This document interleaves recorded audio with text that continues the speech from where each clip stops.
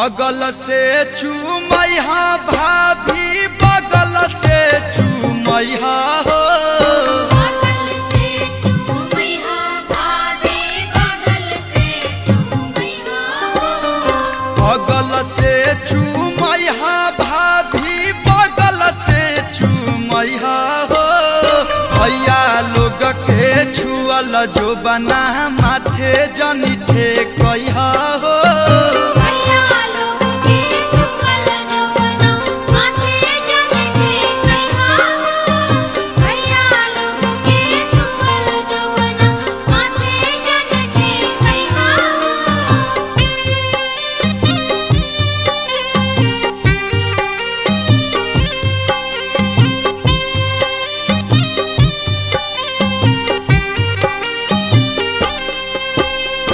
अगल से चूमैहा मामी बगल से चूमैहा हो।